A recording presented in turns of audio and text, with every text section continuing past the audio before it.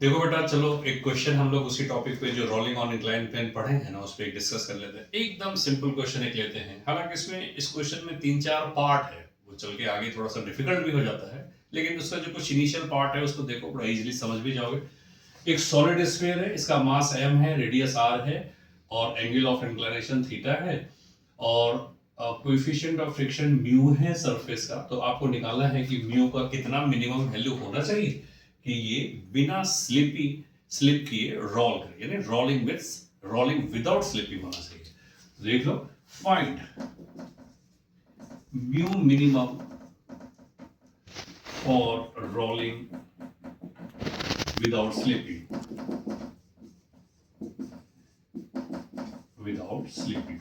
इसमें और जोड़ सकते हैं, also find acceleration of center of mass and in this case angular acceleration in this case। ठीक है बेटा, चलो तो हम लोग इसके फर्स्ट पार्ट को देख लेते हैं, यानी कि पहले म्यू मिनिमम का वैल्यू निकाल लेते हैं।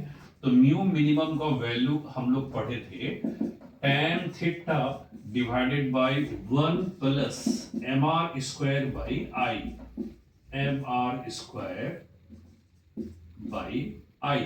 तो एक सॉलिड स्फीयर के लिए आई का वैल्यू क्या होता है? 2/5 mr स्क्वायर। तो उसको यहां डाल दिया जाए, 2/5 mr स्क्वायर।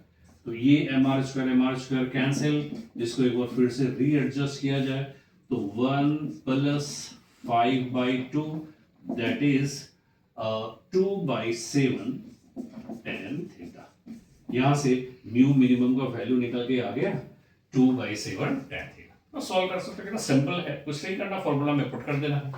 अब तुम अगर इसका सेकंड पार्ट देखते हो तो एक्सेलरेशन ऑफ सेंटर ऑफ मास अगर निकाला जाए तो क्वेश्चन में जो कह रहा है कि also find angular acceleration of centre of mass angular acceleration in this case. इसका मतलब म्यू का वैल्यू सफिशिएंटली उतना दिया हुआ है कि उसको स्लिप नहीं करना है। तो अगर स्लिप नहीं करे तो म्यू का वैल्यू उसके मिनिमम चाहे उससे ज्यादा कुछ भी हो, तो हर केस में एक्सेलरेशन का एक ही फॉर्मूला होता है, और वो वही फॉर्मूला होता है जो तुमको अभी हम सॉल्व करवा के लिखवा देते। देख लो बेटा, उसका वैल्यू क्या फॉर्मूला आया था?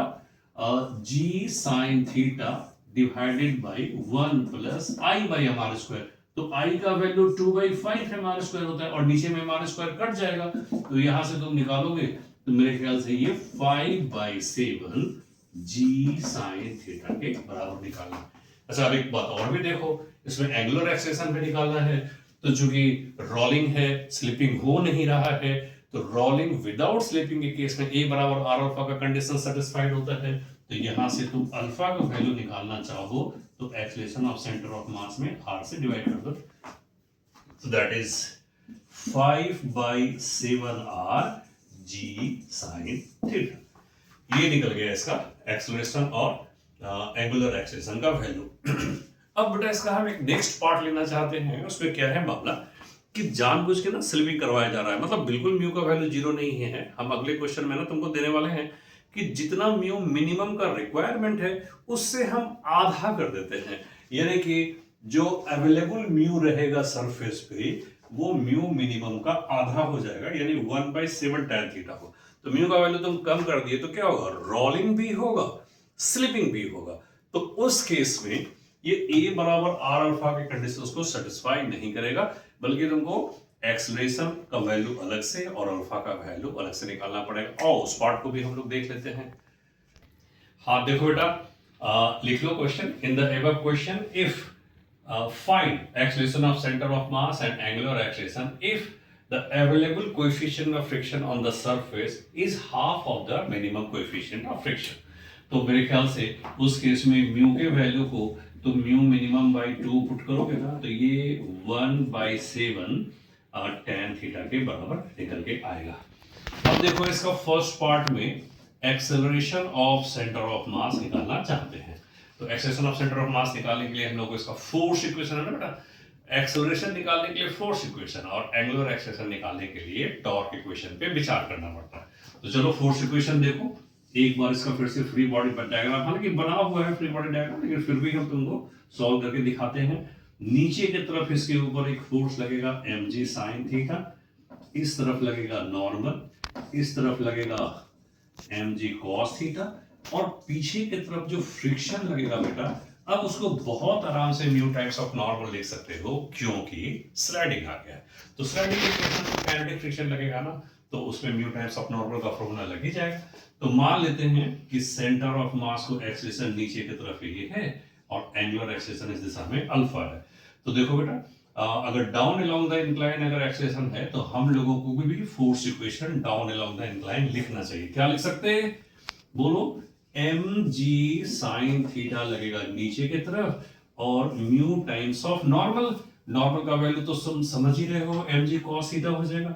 तो म्यू mg cos थीटा बराबर मास गुना एक्सेलरेशन।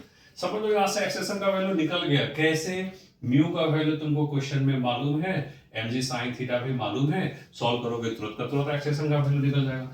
तो देखो यहां से m का वैल्यू को हम लोग कैंसिल कर लेते हैं, g sin theta minus mu की जगह पे sin theta by 7 cos theta, tan theta को बेटा sin theta by cos theta लिख लिए हैं, इनटू cos थीटा बराबर एक्सेलरेशन। तो cos थीटा कट गया, अच्छा यहाँ पे g छूट गया है, g। So this implies that 7 अगर हो गया इधर से, तो 6/7 g sin theta is nothing but acceleration. चलो ये एक पार्ट हो गया। अब हम लोग को सेंटर ऑफ मास के एक्सेलरेशन के बाद एंगुलर एक्सेलरेशन भी निकालना है बेटा। तो तुम यहां पर एंगुलर एक्सेलरेशन का वैल्यू अल्फा इक्वल टू जो a center of mass by r करते थे, इस बार वो नहीं लगा सकते हो, क्योंकि प्योर रोलिंग का केस नहीं है। तो फिर क्या है, एंगुलर एक्सेलरेशन निकालने के लिए टॉर्क इक्वेशन क्या है, formula torque due to all the forces equal to I into acceleration. तो सेंटर ऑफ मास के अबाउट सारे फोर्सेस का टॉर्क लेंगे। जैसे हम लोग पहले भी जो हॉरिजॉन्टल सरफेस वाला रोलिंग पढ़े थे, उसमें सारा क्वेश्चन बनाते थे, तो उस टाइप का क्वेश्चन यहाँ पर भी देख लो बेटा। तो सेकंड पार्ट में अल्फा का कैलकुलेशन अगर करना चाहते हो, तो torque about centre of mass equal to I about centre of mass into alpha gives. तो सेंटर ऑफ मास के अबाउट नॉर्मल का टॉर्क नहीं लगेगा, mg cos थीटा का टॉर्क नहीं लगेगा, mg sin थीटा का टॉर्क नहीं लगेगा, सिर्फ और सिर्फ फ्रिक्शन का टॉर्क लगेगा। फ्रिक्शन के लाइन ऑफ एक्शन का सेंटर ऑफ मास से परपेंडिकुलर दूरी r के बराबर है, इसलिए फ्रिक्शन का torque mu times of normal into r के बराबर हो जाएगा।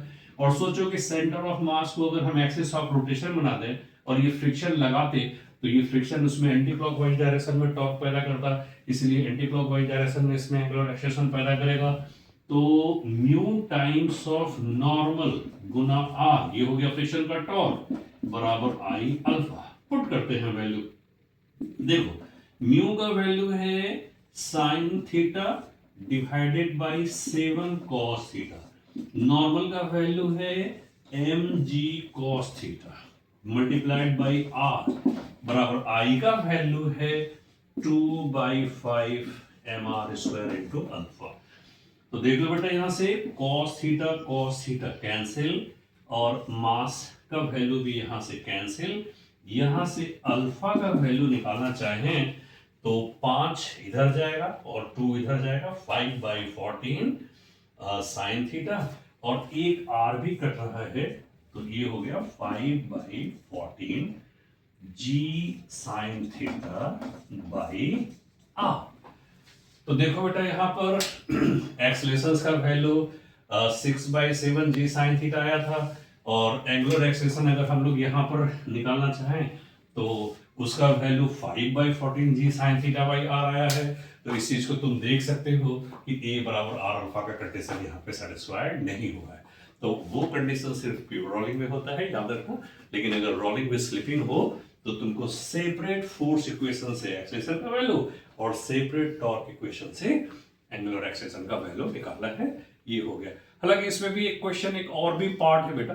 इसमें क्वेश्चन में पूछता है ना कि जब वो नीचे जाता है तो L डिस्टेंस नीचे जाते जाते उसका क्या एंगुलर वेलोसिटी हो जाता है। बहुत सिंपल है, L डिस्टेंस नीचे जाने में कितना समय लगेगा, तो सोचो उसका इनिशियल वेलोसिटी दिया हुआ है 0, एक्सेलरेशन का वैल्यू तो मालूम है, तो v इक्वल टू या L equal to ut plus half a t square करके L दूरी नीचे जाने में a एक्सेलरेशन से कितना समय लगेगा, समय का वैल्यू निकाला। और वहां जाने के बाद उस समय में उसका एंगुलर वेलोसिटी कितना हो जाएगा, तो उसके लिए ओमेगा बराबर omega naught plus alpha T लगा लो। तो ओमेगा इनिशियल का वैल्यू 0 है, अल्फा का वैल्यू तुम्हारे सामने मालूम है, टाइम का वैल्यू यहां से कैलकुलेट किया हुआ है, इसका वैल्यू डालोगे ओमेगा का वैल्यू भी निकल के आ जाएगा ना। सिंपल सा क्वेश्चन है, इस टाइप का क्वेश्चन पहले भी तुम लोगों को हम लोग करा चुके हैं। ठीक है बेटा, तो देखो इस पे ये क्वेश्चन हो गया।